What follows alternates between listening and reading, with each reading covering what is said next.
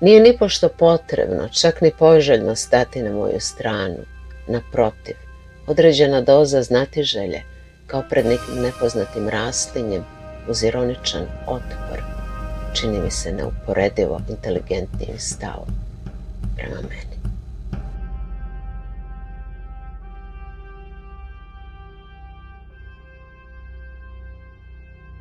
Postoje mislioci koje pročitate, zatvorite knjigu i kažete shvatio sam. Sa Friedrichom Nietzsche tom se ne dešava. Nikada. On je filozof koji ne dopušta površno razumijevanje. Pokazuje put prema slobodnim visinama za onog čija je duša spremna da krene ka zvijezdama. Na visinama zraka je sve manje, opasnost je bliža, ali je duh razigran. Najteži put vodi uzbrdo, a najveća hrabrost je podnijeti misao da nema nazad. On zna da se na tom putu čovjek osjeća sve usamljeniji, ali ipak ide dalje.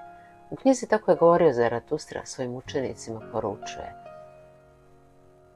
ostavite me i idite sami, a ne slijedite me. On tvrdi da je učitelj loše nagrađen ako učenik ostane samo učenik. Te riječi su poziv na slobodu, ali i kušnja. Jer tko želi ostati učenik, ne može biti Nietzscheov čitatelj.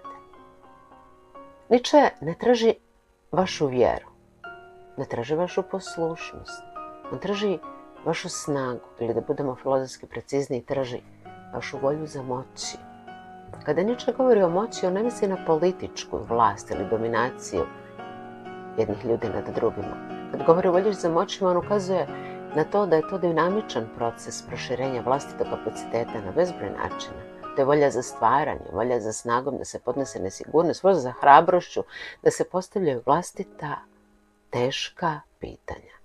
Radi se o mnoštvu snaga koje prožimaju svako živo biće. Onoga tko ga čita tražeći potvrdu svojih uvjerenja, ostaće u zatvoru te sigurnosti. Međutim, onoga tko se usudi izgubiti tu sigurnost, onoga tko pristane da mu to pod nogama zadrhti, tog će čovjeka povesti dalje. Na mjesto gdje nema učitelja, nema dogme, nema zaštite, ostaje samo vlastiti korak i smjelost da ga učinite. Otuda je njegova radikalna odbojnost prema svemu što nas, kako on kaže, veže i slabi, prema krivnji, prema kajanju, grijehu, zagrobnom životu, lažnim idealima, pasivnom blaženstvu. Za njega to su riječi koje nisu uzvišene, one su mučne, to su okovi koje guše dah. Teret kog se moramo otresti da bi uopće mogli disati slobodno, biti slobodni. Dakle, kako razumijete Nietzschea? Čitanje Nietzschea nije potraga za gotovim odgovorima. To je otkrivanje koliko nesigurnosti možemo podnijeti, koliko praznine nad ponorom možemo izdržati, a da se ne oslanjamo na stare okove. Njegova filozofija nije karta puta. Ona je oluju u koju ulazite svjesno.